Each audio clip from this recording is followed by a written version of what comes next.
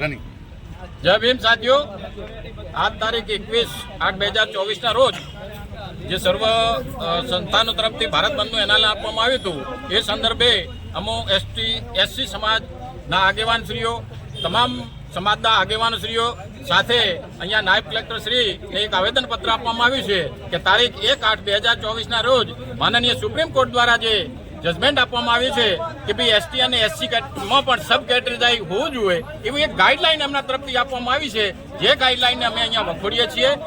સંવિધાનની અંદર, ભારતના સંવિધાનની અંદર કોઈ પણ એસટી અને એક્સની અંદર સબ કેટેગરી થઈ જ ના શકે. તેમ છતાં પણ માન્ય સુપ્રીમ કોર્ટ દ્વારા દરેક રાજ્યને આવી સબ કેટેગરી કરવા માટેની જે સત્તા આપવામાં આવી છે, એને સત્તાઓ માટે દરેક રાજ્ય આનું કોઈ અમલ ના કરે અને તેના માટેનું અમે એનો વિરોધ દર્શાવતો આવેદનપત્ર માન્ય નાયબ કલેક્ટર સાહેબને માન્ય રાષ્ટ્રપતિ સુધી પહોંચાડવા માટે અત્રે અમારી સમાજના તમામ આગેવાનો દ્વારા આપવામાં આવ્યું છે.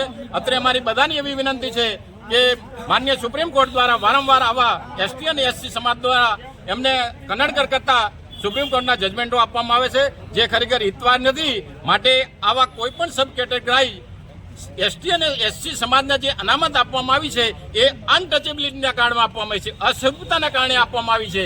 એ આઈએસ હોય કે આઈપીએસ હોય, છતાં એની જાતિમાં કોઈ ફરક થતો નથી. માટે એમાં કોઈ સબ કેટેગરી થઈ શકે નહીં, એમાં કેટેગરી વર્ગીકરણ ના થઈ શકે. માટે આ ન થાય એના માટે અમે રાજ્ય સરકારશ્રી અને માન્ય કેન્દ્ર સરકારશ્રીને પણ આનું ધ્યાન દોરીએ છીએ. આ બાબતે માન્ય વડાપ્રધાનશ્રીએ પણ તમામ સંસદ સભ્યોને એમને પોતે પણ હવાઈજાદાણ આપી છે. એ બદલ આપણે માન્ય પ્રધાનમંત્રીશ્રીનો પણ આભાર માનીએ છીએ અને સાહેબશ્રીને ફરીથી અનુરોધ કરીએ છીએ કે સંસદમાં આનો ઠરાવ લાવી અને સુપ્રીમ કોર્ટના જજમેન્ટને ગેરલાયક ઠરવા માટે નમ્ર વિનંતી છે. અસ્તુ. ભારત માતા કી જય.